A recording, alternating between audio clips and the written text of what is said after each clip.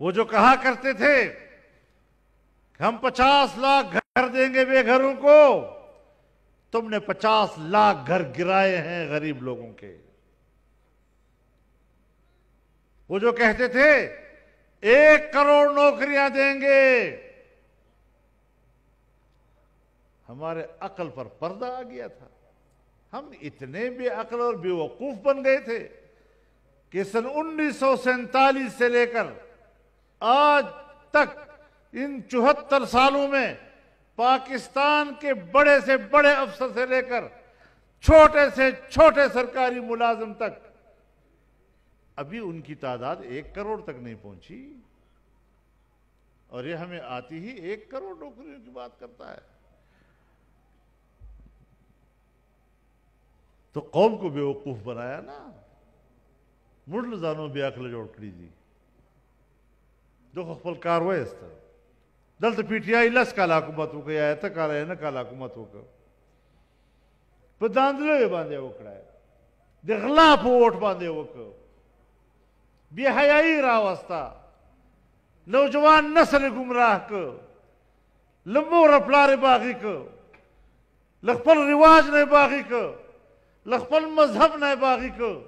او دا خبره زه خامخا تاسو تر مخ نه کوم چې په یوه پارټۍ تنقید کوم، ځکه دا خبره کوم ما ته راغلی دي او ما تر مخې دا اعتراف کړی ده چې موږ 15 کاله د ان جی اوز په ذریعه باندې د دغې صوبې پښتنې سیمې کې نوجوان له مذهب نه ګمراه کولو دپاره محنت کړی ده، پیسې هم لګولې دي، په دغو الفاظو یې ما ته ویلي دي چې د پښتنو په سیمې کې د مذهب جرړې ځورې دي، او د مذهب دغه ځورې جرړې رایستلو لپاره موږ سره عمران خان نه زیات مناسب بل سړی نه و، دا اعترافات یې ما ته وکړي. بیا هم لا موږ د ده په غټه غټو خبرو، په دا فرضي نارو، په دا فرضي جملو په دې خطا سلو، اعتبار مو په وکړ. نو نن مو ومنله که نه چې هغه 15 کاله موږ را صحیح وکړه تاسو را صحیح وه. او اوس چې بلدیاتي الیکشن وسو او هغه مخلوق چې دوی په پشت باندې ولاړ و داسې لشکې په شا سول، نو نتیجې مو ولیدې بیا خلکو ووټ درکړه که نه یې درکړه، په علماو اعتماد وکړه که نه. ما ته یې ویلي دي چې مولوي صاحب ډېره زیاته پیسه روانه ده او دومره زیاته پیسه چې موږ غواړو چې دا پیسې تا په لاس تقسیم سي. ما زه خو دغه ګمراهۍ ذمهواري په سر نسم اخیستی، ما د زندګۍ یو مقصد ده، زه مغربي او یهودي تهذیب سره جنگ کوم.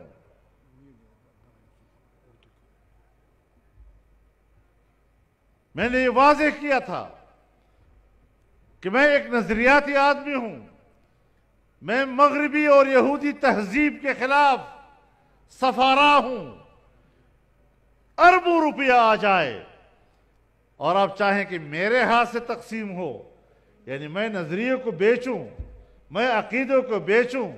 وقتی مفاد اور پیسے کے لیے، میں اپنے دین و ایمان کا سودا کروں، میں نے کہا یہ نہیں ہو سکتا. تو مجھے کیا کہتے ہیں؟ مجھے کہتے ہیں کہ پیسہ آئے گا، گلی کوچوں تک پہنچے گا، تمہارے ایک ایک مسجد تک پہنچے گا، اس کے مسجد کے مولوی تک پہنچے گا، اور آپ کے ساتھ ایک مولوی بھی نہیں ہوگا، تم اکیلے رہ جاؤ گے. تو میں نے کہا میں اس چیلنج کو قبول کرتا ہوں. الحمدللہ چدماد صبح ہر ضلع ہر تحصیل علماء په اجتماعي سره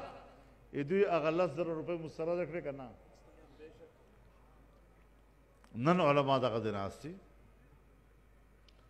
نن د صرف صوبه خیبر پښتونخوا نه د ټول پاکستان لوی سیاسي قوت په طور باندې جمعیت علماء اسلام پیژندلی کېږي. په قوم کې یو قبولیت پیدا کړ. وہ لوگ جو کہتے تھے کہ تو مسیحا آ گیا ہے، اب ملک ترقی کرے گا، اب لوگ دبئی نہیں جائیں گے، عرب دنیا و خلیج کے لوگ پاکستان میں نوکری کرنے کے لیے آئیں گے۔ تو ان گزشتہ سالوں میں باہر سے ہمارے پاس 2 نوکر آئے ہیں، ایک اسٹیٹ بینک کا صدر اور ایک FBR کا چیئرمین۔